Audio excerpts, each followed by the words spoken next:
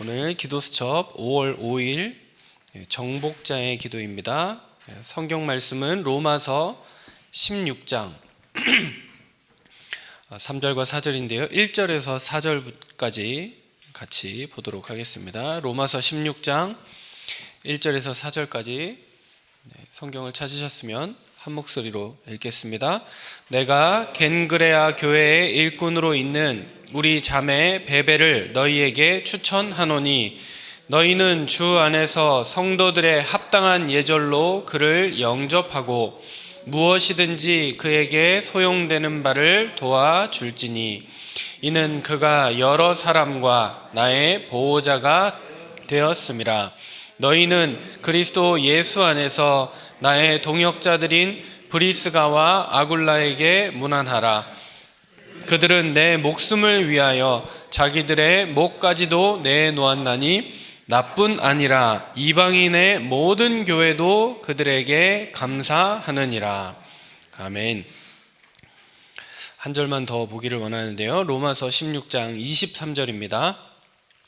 23절에 보니까요, 함께 읽습니다. 나와 온 교회를 돌보아주는 가이오도 너희에게 문안하고 이 성의 재무관 에라스도와 형제 구아도도 너희에게 문안하느니라. 아멘. 오늘 정복자의 기도라는 말씀입니다. 흑암 세상을 정복하려면 이라고 했습니다. 이 정복은 이기는 것을 의미하는 것이 아니라 살리는 싸움을 하는 겁니다. 크리스천도 경쟁을 합니다. 무조건 져주는 게 복음이냐, 또 무조건 이겨야 되는 것이냐, 이기고 지는 것에 우리의 마음을 두는 것이 아니라 살리는 것에 우리의 중심을 두는 겁니다. 교회가 왜 부흥하고 성장해야 됩니까? 그래야 세상을 살릴 수 있기 때문입니다.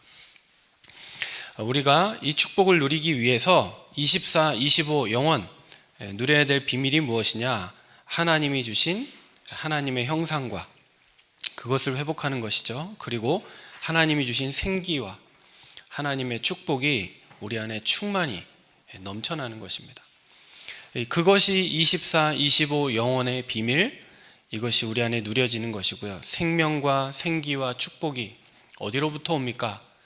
우리에게서 나는 것이 아니라 성삼위 하나님 계신 보좌로부터 우리에게 찾아오는 것입니다. 그래서 우리의 계획대로가 아닌 하나님의 완전한 계획, 절대 계획을 붙잡고 저와 여러분이 살아가는 것이죠. 그래서 이 축복을 잘 누린 브리스가 부부는 로마 복음화에 쓰임받고 동참했습니다. 방법은 간단한데요. 무엇입니까? 강단의 흐름입니다. 하나님의 절대 계획이 선포되는 현장이 어디입니까? 그것이 바로 예배이고 강단입니다. 그래서 성도는 현장에서 응답받아서 방향을 찾는 것이 아니라 말씀 속에서 방향을 찾고 말씀을 통해서 하나님의 온전한 계획을 누리고 시작하는 것입니다. 그래서 우리에게 주신 영적인 원리가 그렇습니다. 6일을 잘 살고 예배 드리러 오는 게 아니라 예배 먼저 드리고 6일을 삶 속에 도전하는 것이죠. 그것이 참된 안식일의 축복입니다. 우리는 하루를 눈 떴을 아침을 하루라고 시작하지만 유대인에게 하루는 잠드는 시간이 하루의 시작입니다. 그래서 쉬고 나서 일하러 가는 거죠. 우리는 일 다 하고 쉬는 게 하루의 마무리잖아요. 반대로 살아갑니다. 이 원리를 가지고 우리가 쓰임 받는 것이죠. 무엇을 놓치지 않게 됩니까? 강단의 흐름, 놓칠 수가 없는 하나님의 응답이 되고 거기서 나오는 말씀이 하나님의 완전한 계획, 절대 계획이 되는 것입니다. 절대 계획을 붙잡으면 당연히 살리는 싸움을 하게 돼 있는 것이죠. 요셉이 굉장히 고생하고 어려움 당했습니다. 이유가 무엇입니까? 자신을 살리고 가문을 살리고 이스라엘을 살리고 237을 살리기 위한 하나님의 계획이었습니다. 여기서부터 나오는 것이 능력, 체력, 경제력의 흐름으로 현장을 살리면 나를 향한 하나님의 전무후무한 계획을 발견하게 되는 것입니다. 무엇입니까? 능력, 체력, 경제력을 가지고 하나님의 계획을 붙잡은 자, 그 사람을 우리는 제자라고 하는 것입니다. 그 사람이 누리는 응답이 오늘 제목과 같이 정복자의 기도이고, 이 자리에 계신 우리 중직자들의 기도입니다. 여러분들이 현장을 향해, 세상을 향해, 교회를 향해 살려야 될 현장이다, 왜 이렇게 문제가 많지, 어려움이 많지, 이런저런 게 많지가 아니라 이것을 살려야 될 응답으로, 이거 하나님 내게 주신 사명 아니냐, 내가 이걸 감당해야 되겠다, 그렇게 보게 되는 것이죠. 첫 번째입니다. 영원한 축복을 미리 본 동역자, 보호자입니다. 아무리 작은 일이라도 하나님이 원하시는 일에 헌신하면 그 속에 하나님의 비밀, 전무후무의 응답이 나타나게 됩니다. 바울과 사명이 가장 잘 통했던 브리스가 부부는 목숨을 내놓고 그의 전도 운동에 함께 헌신했죠. 큰 일을 했냐? 그냥 생각해 보면요, 바울이 위기당하고 죽음당하고 고난당할 때 옆에 있었습니다. 같이 당한 것이죠. 그리고 이 브리스가 부부는 어떤 사람입니까? 우리가 고린도 교회라고 하지만 사실 성경에 나오는 교회 중에 제일 골치 아팠던 교회가 고린도 교회입니다. 그 교회의 중직자였어요. 제일 은혜롭고 제일 부흥 잘 되고 하나님의 은혜가 넘치고 새가족이 늘 들어오고 헌금이 넘치고 이런 교회가 아니라 맨날 교회 안에서 음식 먹는 거 가지고 싸우고, 제사 드린 음식 먹어도 되냐 안 되냐 이게 논란이 되고, 음행하는 것 때문에 이상한 사람들이 너무 많아가지고 그 세상의 습관을 버리지 못한 성도들 때문에 교회 안에 온갖 논리와, 안 그랬겠습니까? 저희도 그러는데 저게 복음이냐 그러고 저건 율법 아니냐 그러고 맨날 싸웠을 거예요. 그 교회의 중직자였어요. 그 교회를 감당하면서도 바울의 사역에 항상 함께하며 헌신했던 사람이었습니다. 왜 그랬습니까? 영원한 축복. 로마서 16장 25절에서 27절, 로마서의 결론이죠. 영세전에 감추인 것, 지금 나타난 것, 세세 무궁토록 영원한 것, 이것을 붙잡은 사람들이었기 때문입니다. 바울이 좋아서, 바울하고 나하고 성향이 맞아서가 아니라 하나님이 주신 복음을 붙잡고 보니 이 바울이 하나님의 사람이고 거기에 쓰임받는 일꾼이었기 때문에 함께 동역하게 된 것이고, 브리스가 부부의 마지막은 기록되어 있지 않지만 우리가 이제 강하게 추론해 보건대 바울의 마지막 로마 사역 때 로마에 들어가서 동참했다라고 보는 것이죠. 베베 역시 마찬가지입니다. 전도자의 기도 속에 있던 산업인이고 바울의 중요한 부호자 역할을 하는 그 사명들을 다 감당했습니다. 충실하게 해냈습니다. 여집사임에도 불구하고 바울 옆에서 굉장한 헌신을 드린 것이죠. 자신의 삶을 넘어서고 하나님이 원하시는 일 속에 하나님의 응답을 보았기 때문에 가능한 일이었습니다. 두 번째입니다. 위기와 핍박이 문제가 되지 않는 식주인입니다. 가이오에 대한 이야기죠. 가이오는 바울을 비롯하여 모든 전도자의 식주인 역할을 했습니다. 무엇이냐? 성경에 보면 오늘 저희가 읽은 본문 로마서 16장 23절에 보면 나와 온 교회를 돌보아주는 이라고 얘기하죠. 개역 개정에서 이렇게 바뀌었는데요, 개역 한글에서는 이렇게 얘기하죠. 나와 온 교회의 식주인. 그래서 저희는 식주인이라는 단어가 더 익숙하지 않습니까? 근데 그 식주인이라는 의미가 뭐냐?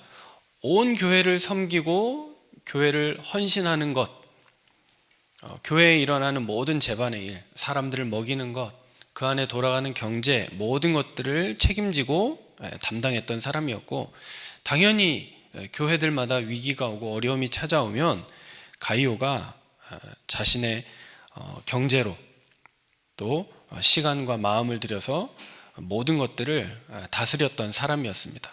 그런데 또 하나는 뭐냐? 이 두 가지가 된 겁니다. 하나는 교회를 다스리는 것, 교회를 섬기는 식주인의 역할. 두 번째는요, 전도운동에 힘을 실은 겁니다.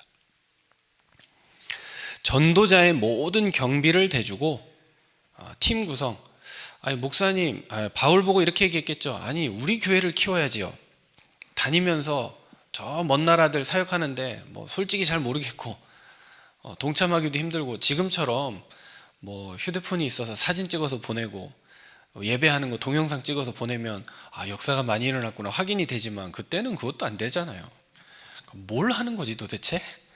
뭐 하는데 한번 나가면 2년 3년씩 몇 년씩 걸려서 소식도 잘 안 오고, 이런 마음이었지 않았을까요? 그런데 이 교회가 부흥하면서 나가 있으면 괜찮아요. 이 교회는 교회대로 막 점점 또 복음이 희미해지고 여러 사람들이 오다 보니까 그것 때문에 교회가 소용돌이에 휘말리고, 근데 바울은 없고, 이런 상황 속에서도 전도운동에 힘을 실었던 사람입니다. 교회와 전도운동, 하나님의 소원 두 가지를 마음속에 품은 중직자였다는 것이죠. 어느 정도의 힘이 있었느냐? 세상적으로는 초대교회를 핍박했던 유대인들이 감히 건드릴 수 없었던 인물이 가이오였습니다. 사회적으로도 가이오에 대해서 비난과 여러 가지 일들이 많았겠지만, 또 경제적으로 봉쇄하고 하는 것, 그 다음에 종교적으로 탄압하는 것, 유대인들이 하는 일 아닙니까? 그런데 그들마저도 손을 댈 수 없었고 가이오를 견제할 수 없는 그런 인물이었습니다. 이처럼 산업인들은 위기와 방해가 문제가 되지 않을 만큼 빛의 경제를 누리고 제자의 규모와 그릇을 갖추는 준비가 필요합니다. 그래서 이 가이오에 대해서 우리가 잘 알고 있는 성경 구절이 요한 3서 1장 1절에서 2절이죠. 사랑하는 자 가이오에게 내가 편지한다. 사랑하는 자여, 네 영혼이 잘됨같이 네가 범사에 잘되고 강건하기를 내가 간구하노라. 많은 사도들에게 사랑받는 중직자였고, 또 가이오의 건강과 영적인 축복을 늘 비는 삶이었습니다. 목회자의 사랑을 받고 목회자들이 항상 중심으로 섬기는 중직자, 그 사명을 우리가 마음속에 붙잡는 것이죠. 오늘 바울과 함께 전도운동에 동참했던 베베라는 사람, 그리고 브리스가 부부, 가이오에 대해서 나왔습니다. 우리 이 자리에 계신 중직자들의 모델은 누구입니까? 나는 평생 이 사람처럼 헌신하고 이 사람처럼 쓰임받고 싶어. 그 중심을 찾고 또 성경 속에서 믿음의 모델을 찾는 은혜의 날 되기를 바랍니다. 저는 지금 힘이 없는데요, 힘이 없는 거는 내 상황이고요, 하나님 앞에 내가 마음과 중심을 얼마든지 드린다면 하나님은 축복하시고 역사하실 것입니다. 그래서 우리의 삶의 상태가 바뀌고 또 경제의 상태가 바뀌기 전에, 오늘 결론으로요, 이 말씀에 뭐라고 나옵니까? 기도가 바뀌면, 우리 기도가 바뀌어야 됩니다. 내가 아무리 없지만 하나님 앞에 드릴 것이 없냐? 하나님을 향해서 내가 할 수 있는 것이 없냐? 그 마음을, 중심을 바꾸는 것이죠. 그러면 삶이 바뀝니다. 기도가 먼저 바뀌는 그 축복이 저와 여러분에게 함께하기를 바랍니다. 모든 현장에 성령이 임재하길 기도하고 작은 일, 모든 사건 속에 하나님의 전무후무한 계획을 세밀하게 확인하는 기도가 시작되어야 합니다. 엄벙덤벙 사는데도 성령이 역사할 수 있습니다. 그러나 성령의 역사, 또 하나님의 말씀에 우리가 세밀하게 귀 기울이고 그것과 가까워지고 밀접해질 때 더 큰 하나님의 역사와 응답을 누리게 될 줄로 믿습니다. 그래서 현장에서 정복이 아니라 우리의 이름을 나타내고 뭔가 업적을 또 공로를 표현하기 위한 것이 아니라 말 그대로 살리는 싸움이 시작되는 것입니다. 이 응답을 누리는 저와 여러분 되기를 바랍니다. 언약 기도를 함께 고백합니다. 하나님, 제게 전도자의 동역자, 보호자, 식주인의 사명을 주셔서 감사합니다. 강단의 흐름과 기도의 힘으로 현장 살리는 산업인이 되게 하옵소서. 예수 그리스도 이름으로 기도합니다. 아멘.